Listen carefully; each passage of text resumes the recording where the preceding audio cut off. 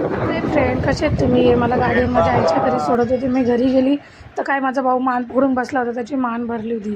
त्याच्यानंतर मला आंबा खायची इच्छा होती, मग मी आंबा कापून घेतला. मामाला बोलले आंबा आहे का, तर घरात आंबा नव्हता. पण मामा फटक्यात जाऊन घेऊन आला, मला माहिती पण नाही. नंतर एवढा आंबा खात बसले, मस्त एवढा गोड होता आंबा, काय सांगू तुम्हाला. आंबा खाता खाता बघा माझ्या टी शर्टला डाग लागले. 2-3 आंबे खाल्ले. त्याच्यानंतर माझं खाऊन झालं, माझी बहीण बसली कोणते खाऊ काय खाऊ. मग त्याच्यानंतर केक वगैरे आला. मग मामाला औषण करून घेतलं, कारण की मामाचं आज तिकीट होतं माझ्या घरी जायचं. पण काय माहीत काय झालं, माझी आजी बोलली माझी BP वगैरे वाढली, जाऊ नको असं तसं. तर मामाने कॅन्सल केलं. आणि आज मला पण माहिती नव्हतं मामाचा बड्डे. त्याच्यानंतर मी कामावरून आली, मी नंतर मला लक्षात आलं अरे मामाचा बड्डे आज.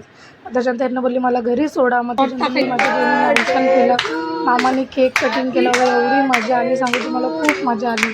मामाला पण खूप छान वाटलं का आम्ही केक वगैरे आणला कापला, की मामा आमच्याकडे होता तर म्हणजे आमची जबाबदारी आहे ना. मग बघा माझ्या आजीला दिसत नाही तरी मामा केक जबरदस्ती खाऊ घालत होता.